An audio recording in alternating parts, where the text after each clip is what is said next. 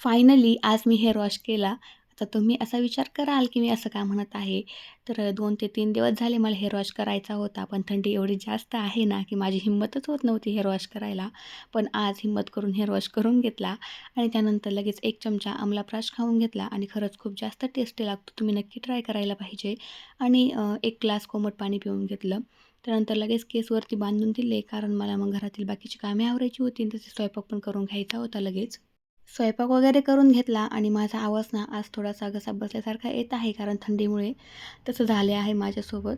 त्यानंतर स्वयंपाक केला आणि बाकीची कामे करण्यासाठी आले होते. आता मी त्याची रिॲक्शन देत आहे, कारण ते सांगते तुम्हाला. मी ना हे ब्लँकेट जे आहे ते लपवून ठेवून दिलं होतं, कारण ते घडी घालण्यासाठी ना खूप जास्त जड आहे आणि मला अजिबात ते झेपत नाही घडी घालायला, आणि यांनी कुठून तरी ते काढलं शोधून. त्यामुळे मला खूप जास्त वैताग आला होता त्याचा.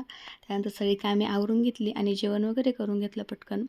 त्यानंतर ना ही जी आवळा कँडी जी आहे ना, ती अजूनही माझी चांगली सुकली नव्हती. त्यामुळे ना ती पुन्हा मी उन्हामध्ये नेऊन ठेवली होती, जेणेकरून ती छान वाळेल. ती काही केल्याने ऊन कमी आहे ना थंडीमुळे, त्यामुळे सुकतच नाही आहे. त्यानंतर मग थोडंसं बाहेर बसले होते येऊन, कारण थंडी पण खूप वाजत होती आणि मला केस पण सुकवायचे होते. तर इथे थोडासा टाईमपास केला, केस वगैरे सुकवून घेतले आणि दुपारी थोडा वेळ झोपले होते. उठल्यावर भूक लागली, त्यामुळे थोडंसं खाऊन घेतलं होतं. तर आजसाठी एवढंच. तर भेटूया पुढच्या ब्लॉगमध्ये. तोपर्यंत बाय बाय.